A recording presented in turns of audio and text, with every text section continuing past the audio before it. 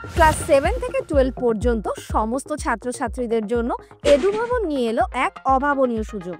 এবার থেকে online mobile অ্যাপে পড়ার সুযোগ পাবে সাধারণ মধ্যবিত্ত স্টুডেন্টরাও। সরকারি চাকরির প্রস্তুতিতেও সাহায্য করবে এডুভবন। এই সব কিছুই মাত্র 1 টাকায়।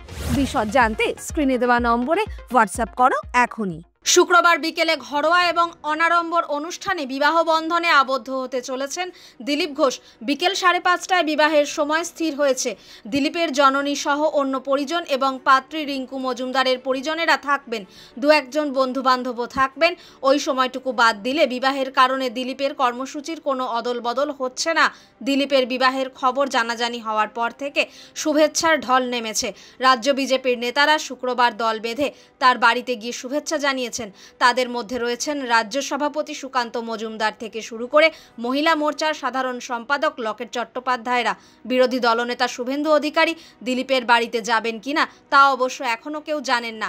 দিলীপ শুভেন্দু সম্পর্ক দলের অন্দরে খুব মসৃণ নয়, তবে বিবাহের মতো একটি সামাজিক অনুষ্ঠানে দলীয় সমীকরণ বা মতপার্থক্য ছায়াপাত করবে না বলেই মনে করছেন অনেকে। ঘটনাচক্রে শনিবার 19 এপ্রিল আবার দিলীপের জন্মদিন।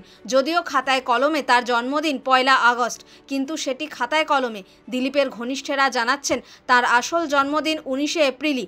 আপাতত ঠিক হয়েছে শনিবার সকালে দিলীপ যখন প্রাতঃভ্রমণে বেরোবেন তখনই তার জন্মদিন পালিত হবে। তবে সেখানে দিলীপ রিঙ্কু যুগলে থাকবেন কিনা তা এখনও স্পষ্ট নয়।